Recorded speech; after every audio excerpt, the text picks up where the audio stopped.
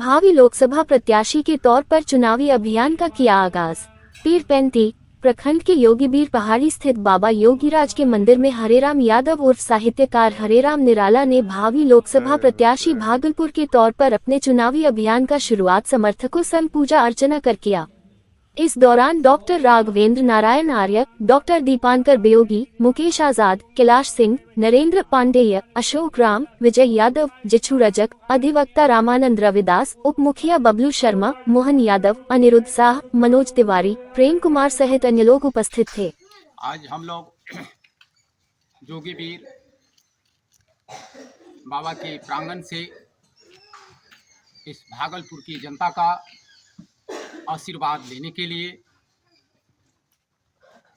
उपस्थित हैं और सबसे पहले इस भागलपुर की जनता को मेरा कोटि कोटि नमन है, क्योंकि इनकी आशीर्वाद ही उन लोगों को जो कि आज सिंहासन पर आसीन हैं पहुंचाता है। आज 1952 से आज तक हमारी भागलपुर की जनता अपने अनुसार लोगों को उस जगह तक पहुंचाने का काम किया है, लेकिन मैं राजनीति में आया, यह हमारी कोई मजबूरी नहीं है। मैं राजनीति में उतरा, यह हमारा कोई शौक नहीं है, लेकिन मैं यह जानना चाहता हूं कि भागलपुर में इतना सारा कुछ होते हुए भागलपुर इतना पीछे क्यों। जब 4 मई 1773 को भागलपुर जिला का निर्माण किया गया था, उस दिन भागलपुर के अंदर पूरे साहेबगढ़, दुमका, सहरसा, पूर्णिया, मुंगेर, बांका, ये तमाम जिला था। लेकिन आज कट करके वो लोग की स्थिति देखा जाए और भागलपुर की स्थिति देखा जाए, ऐसा क्यों हुआ? इस कारण का पता लगाना हर भागलपुर के जनता का अपना फर्ज बनता है और उसी चीज को पता लगाना ये मेरा कर्तव्य होगा कि 1952 से आज तक हम ब्रांडेड संसद देते आए, फिर भी जो है हमारे यहाँ समस्याओं का अंबार लगा हुआ है। दोस्त, मैं कहना चाहूंगा विनय पूर्वक कि आज हम 10 समस्या आपके सामने लेकर आए हैं। अगर समस्याओं का जो है निरीक्षण किया जाए, आकलन किया जाए, पेपर कम पड़ जाए। इतनी समस्याएं हैं, आखिर ऐसा क्यों हो रहा है? तो मैं एक वचन दूंगा अपने भागलपुर की जनता का, उनका आशीर्वाद चाहूंगा, उनको नमन करूंगा, उनको प्रणाम करूंगा कि मैं भागलपुर की समस्त जनता को परम ऊंचाई तक ले जाने का रास्ता तलाश करता रहूंगा। गांधी, गौतम, जवाहर तो नहीं, मगर दिनकर बनने का प्रयास करता रहूंगा। मेरा कुछ चुनावी घोषणा होगा जिसको मैं पढ़ करके आप लोगों की समक्ष सुनाना चाहता हूं। मेरा यह घोषणा है कि जोगीबीर बाबा का बंद गुफा खोला जाए, जो विक्रमशिला की गौरवमयी अतीत को दर्शाता है।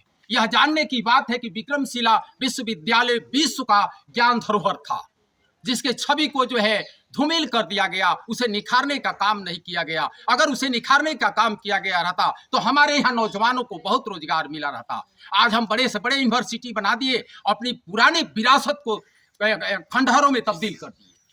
तो इसको जगाना है और इसका मुख्य द्वार जोगीबीर बाबा के प्रांगण से ही खुलता है और यह रहस्यमय जो है गुफा द्वार है। दूसरा का मेरा है, भागलपुर के विरासत में मिली हवाई अड्डा आज तक सुचारू रूप से चालू क्यों नहीं हुआ? यह एक सोचने की विषय है। इसलिए हवाई अड्डा को जो है पुनः चालू कराने की बात होगी। तीसरा का मुद्दा है, विक्रमशिला विश्वविद्यालय के गौरवमय अतीत को निखारा जाएगा। पाल वंश के समय में बनाया गया विक्रमशिला विश्वविद्यालय 9वीं शताब्दी के शुरू में जो बख्तियार खिलजी के द्वारा जो है नष्ट किया गया था और उसी तरह आज तब्दील है। अगर उसको निखारा जाए तो हमारे यहाँ की बेरोजगारी समस्या, शिक्षा, बाहर पलायन, ये सारा कुछ रुक सकता है।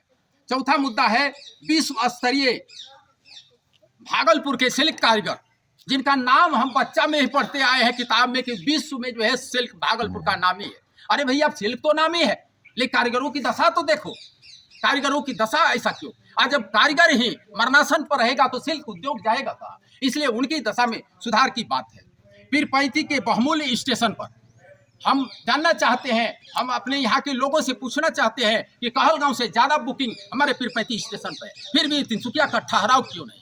क्या पीरपैंती की जनता तिनसुकिया पर चढ़ने के योग्य नहीं है? आज तक जो है इस मुद्दे पर कोई जो है सवाल नहीं उठाया गया। पांचवा मुद्दा है, छठा मुद्दा है, भागलपुर शिक्षा व चिकित्सा में अग्रणी है, फिर भी आज हमारे यहाँ का बच्चा कोटा क्यों, हमारे यहाँ के लोग भिल्लौर क्यों? हम स्मार्ट सिटी बना दिए कहाँ? पेपर पर। अगर स्मार्ट सिटी बनता तो हमारे यहाँ भिल्लौर होता, अगर स्मार्ट सिटी बनता तो हमारे यहाँ बच्चा का व्यवस्था कोटा होता यहाँ, तो उसकी व्यवस्था होनी चाहिए। भागलपुर के युवाओं को उसके सम्मानजनक उनकी जो योग्यता है वैसा रोजगार नहीं है। यह भी एक विषम समस्या है, इस पर भी एक विचार के लिए हम लोग आए हैं कि इस पर विचार हो, युवाओं को सम्मानजनक उनके डिग्री उनकी योग्यता के मुताबिक रोजगार हो। भागलपुर किसान और मजदूरों की स्थिति तो कहा ना जाए, लॉलीपॉप हर हमेशा दे दिया जाता है और किसान जो है उसमें भुला जाते हैं। किसानों की स्थिति दिन प्रतिदिन और खराब होती जा रही है, इसलिए उनकी स्थिति को सुधारना है, वो सुधार की जो है बात रखना है। उसके बाद NH 80 का जो है काम जो वर्तमान में भी चल रहा है, वो वर्तमान उसका खत्म में नहीं होता है, वह चलिए रहा है, पूछने पर तो चल रहा है। इतना विलंब क्यों? जब सारा कुछ आवंटन कर दिया गया तो ये राशि कहाँ जो है रुक जाती है, यह भी एक सोचने की बात है। भागलपुर के किसान एवं मजदूरों की दशा को सुधारने के लिए कुछ नए ढंग से पहल करना होगा, और इन्हीं सब मुद्दों को लेकर हम बीच में उतरे हैं। और भागलपुर की जनता से मेरा नम्र प्रार्थना है कि आप अब तक ब्रांडेड संसद देते रह गए, एक बार आप लोग मौका दीजिए, मैं अपनी ऊपरी पंक्ति को ना साकार कर दूं तो फिर बेकार है। कि हमारे यहाँ सब साधन है, हम पिछड़े क्यों? ट्रेन चल रही है तिनसुकिया मेरे यहाँ से, ठहराव क्यों नहीं? विक्रमशिला विश्वविद्यालय यहाँ है, उसका में निखार क्यों नहीं? हवाई अड्डा हमको विरासत में मिला था, वह जर्जर क्यों? तो इन्हीं सब बातों को लेकर के, इन्हीं कारणों को पता लगाने के लिए हम चुनाव मैदान में हैं और पता लगा करके ही दम मारेंगे। आपका क्या रोड मैप है? हमारा रोड मैप तो वैसे मुद्दा ढेर है, और उन मुद्दा को अगर हम उठाते रहे तो उसके लिए पेपर और जगह भी नहीं है, लेकिन कुछ चुनिंदा मुद्दा है जिसको लेकर के हम जनता के पास जाएंगे, उनकी अदालत में फरियाद रखेंगे, और उन्हें अगर ये फरियाद जो है सुनने का मौका मिला, वो सुन लिए, उनके आशीर्वाद आया तो इसको हम सफल। वीर पहाड़ से इन्होंने सांसद के रूप में अपना जो उम्मीदवारी दर्ज किया है, इसके लिए हम लोगों की ओर से शुभकामना है। और हम तो कहेंगे इनका उत्साह, उमंग, साहस ये काबिल तारीफ की बात है। समस्याएं तो सब जगह होती हैं और हर स्थान से जुड़ी हुई होती है। यहाँ की भी बहुत सारी समस्याएं हैं। अगर इतने उत्साह के साथ अगर ये उठाना चाहते हैं और समस्याओं का निराकरण करना चाहते हैं, तो हम लोगों का पूर्ण समर्थन है कि इन्हें अवसर मिलना चाहिए। और ऐसी यह संविधान सम्मत बात है कि हर व्यक्ति को यह स्वतंत्रता है कि वह खड़ा हो सकता है और आपकी समस्याओं के लिए सरकार से लड़ सकती है, खुद सरकार बना सकती है। तो ये समस्याओं के निराकरण के लिए हम चाहेंगे कि इनको यह उत्साह मिलना चाहिए, सबों का आशीर्वाद मिलना चाहिए। और इन्होंने जो ये 5 जन ने फूंका है, मैं एक कविता के द्वारा मैं इनका उत्साह वर्धन करना चाहूँगा कि खड़ा रहा जो अपने पथ पर, लाख मुसीबत के आने में मिली सफलता उसको जग में, जीने में या मर जाना। इन बातों के साथ हम निराला जी, ये सचमुच में निराला है, और इनके ऊपर मैं अतुकांत कविताएं रखता हूँ।